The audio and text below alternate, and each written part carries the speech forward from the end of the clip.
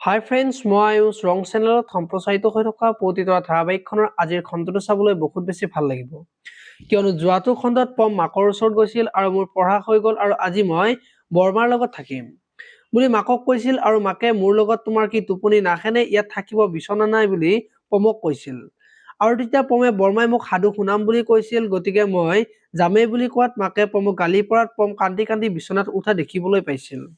আজিৰ খণ্ডটোত পমৰ মাকে পমক বিচনাত শুই থকা নেদেখি পমক বৰমাকৰ ওচৰত বিচাৰি যাব আৰু বৰমাকৰ লগত সাধু শুনি বহি থকা দেখিবলৈ পাব আৰু তেতিয়া মাকে পমক গালি পাৰিব আৰু তেতিয়া বৰমাকে তাক তই কিয় গালি পাৰিছ, মইহে তাক মাতিছিলো বুলি কব আৰু আপোনাৰ কাৰণে মই বহুত কৰিলো, এই সৰু ল'ৰাটোক এৰি কিয় কাৰ বাবে জেললৈ গৈছিলো, কেৱল এইখন ঘৰৰ বাবে আপোনাৰ বাবে এতিয়া সকলো পাহৰি গল বুলি কোৱা দেখিবলৈ পাব।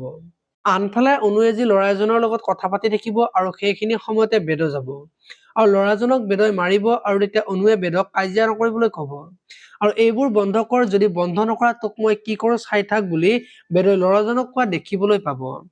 আপোনালোকে পতিতৰা ধাৰাবাহিকখন চাই কেনেকুৱা পায় কমেন্ট কৰি জনাব আৰু যদি আপোনালোকে এতিয়ালৈকে চেনেলটো ছাবস্ক্ৰাইব কৰা নাই তেতিয়াহ'লে চেনেলটো ছাবস্ক্ৰাইব কৰি ভিডিঅ'টোত এটা লাইক কৰি দিব। ধন্যবাদ।